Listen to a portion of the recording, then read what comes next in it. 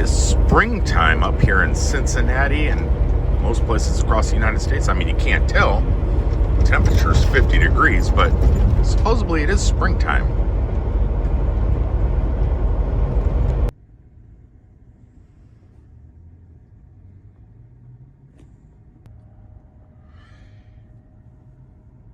Something needed to get done today. That's taking my car to the shop. Welcome everybody as I sit here and eat some Wawa oatmeal. There's just something about it. I don't know what it is about the gas station oatmeal, but man, it's good. If you ever get a chance, grab it. I think it's called Steel Cut. I don't know. It's good.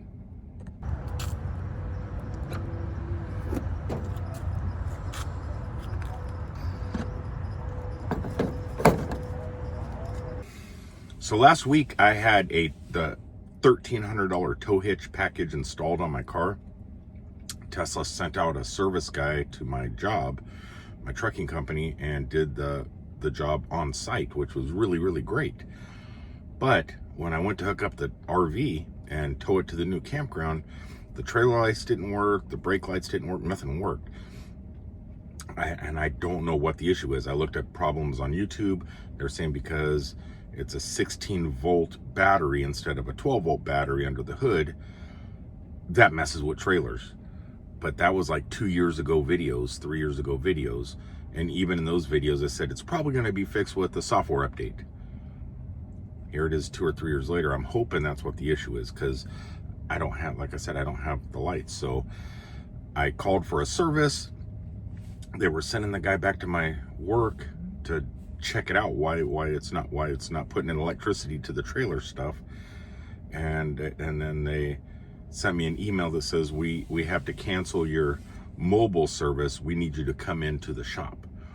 So they, instead of coming to the Tesla center that is right down the street here in Clermont, Florida, for some reason, I'm assuming due to the protests, there's like hundreds of people out in front of the Tesla dealership almost every day here in Clermont. They're sending me to the one on the other side of Orlando, past the Orlando airport. So maybe protesters aren't big over there due to the fact it's out of the city and in the middle of nowhere compared to right downtown here in Clermont. So I'm guessing that's why they're sending me over there, so we don't have to deal with the protesters. Though I support the protesters 100%. I feel the same way you do. It's just, it's impossible for me to get rid of my car if I wanted to. It'd put me upside down in my loan with the bank, and I just can't afford it. Otherwise, who knows? I mean, a Kia EV6 or Kia EV9 would be in my future probably. But I love this car. I'm happy with it. I'm just not happy with what's going on. Especially last night after all the Social Security news came out. I'm worried because I was going to retire in 24 months. I was done. I was going to start collecting my retirement or my Social Security. Doesn't look like we're going to be able to. It looks like it's toast. And yeah, it doesn't make me happy. But so supporters, I support you guys. Get out there and do what you're doing. I just leave the owners of the cars alone. We're stuck pretty much, and we don't need to be keyed and everything. But I'm going into the shop. Hopefully it's not too crazy down there. Hopefully it's not like here in Clermont. I can get in without people calling me wash the car and all this other stuff. And see if we can get the trailer lights fixed, or the little electrical outlet that it plugs into. As of the recording of this video, it is Thursday, the Saturday before the Tesla takedown. So I'm hoping it's not going to be too bad over here. My girlfriend was over passing the Tesla dealership in Clermont on a weekday, and there was a lot of protesters out even on the weekdays. I'm imagining that this weekend it's going to be horrific in a good way. I mean, the Tesla takedown's not a bad thing. It's just, I just, you know, I know it's worse. It's going to be worse on the weekend. So I'm kind of hoping because it's Thursday, there's not too much craziness going on, if any, where I'm going. I don't really want to have to deal with that today. But we'll see when we get to the parking lot. Looks like I'm lucky. This is an actual really city looking like service center where lots of vehicles are getting repaired and fixed. No protesters. Nice. Okay, service tips. Open your Tesla app, follow instructions to start your service appointment. Check this out. Car knows it's ready for a service appointment, which I am here at the dealer, or not at the dealer, but at the service place. And then this screen popped up. Open your Tesla app, follow the instructions, stay updated, track appointment progress live on your Tesla app, review your service summary, and pick up, follow the instructions on your Tesla app. So everything is pretty much done on the phone. That's kind of cool. A little bit early. I'm about an hour early. I wasn't sure what traffic was going to be like over here. Wasn't sure if there was going to be massive protesters out here. But I think those are more where you pick up your cars at dealership things. This is more of a service center. So maybe that's why nothing's going on here. And Claremont kind of does service and sales. So maybe that's why everybody's flocking over there. It looks like if you're bringing your car to just a service center, you're probably not going to see the craziness that you see on the news. And the wait begins. At least in a fairly large lounge area. We got coffee. So I already have some. Probably hot cocoa. And man, this is a big room just to kind of chill in. And my appointment is for like 1 hour from now. They'll probably get me in early to at least look at it. But my appointment is actually, the work repair is supposed to start about noon and should be done about 1 o'clock. But who knows, it may get done faster. We'll just wait and see. I'm in no rush. I'm a truck driver. I sit all day. I can sit in a nice lounge and drink free coffee all day. I'm good with that. Okay. It is done. I didn't show it on video because I was just really excited to try it, but I did plug the trailer into the RV and the lights back here.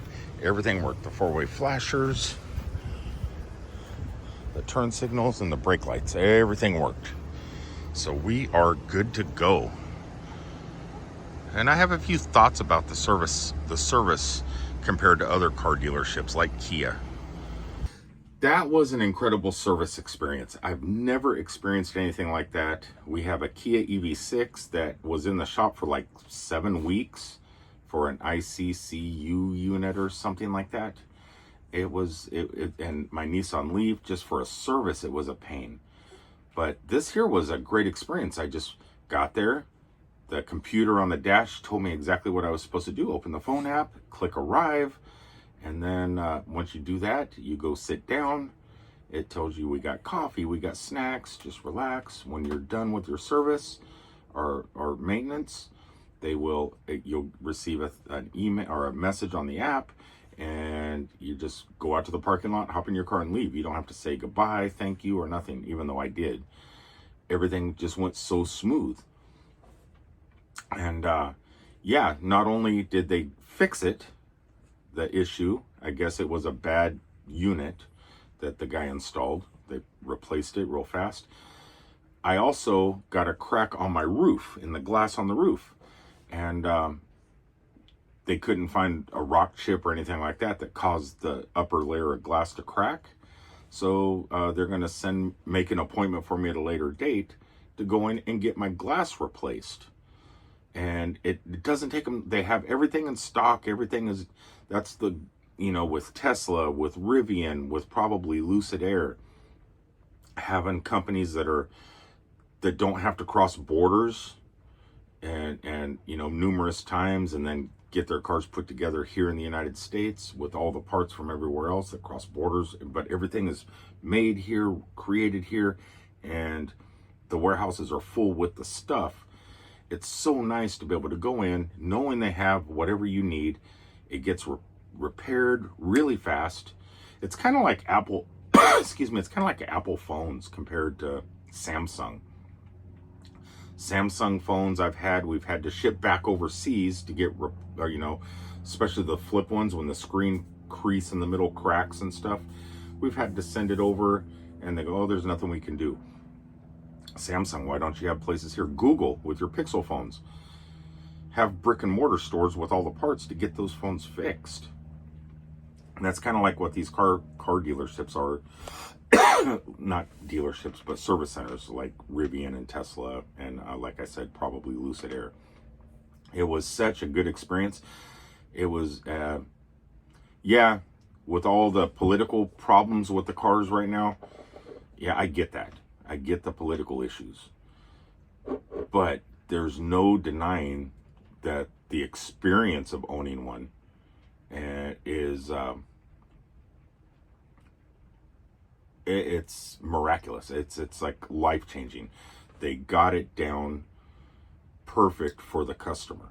It's like there's so the main reason to get this car that I specifically got was because of the supercharger network. That was the reason I got it.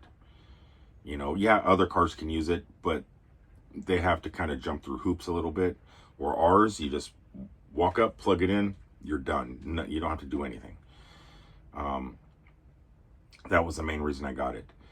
And I can tell you now, the second best thing about it is having your car serviced or repaired or fixed or anything. The team down there, amazing. Orlando Tesla dealer or service center, you guys are great. I was just blown away. You don't sit forever. You don't have to come back later and get your car.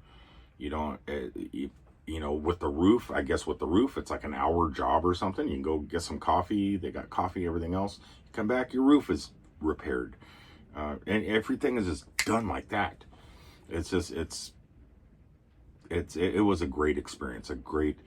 As much as, like I said, I hate the political climate over these things right now.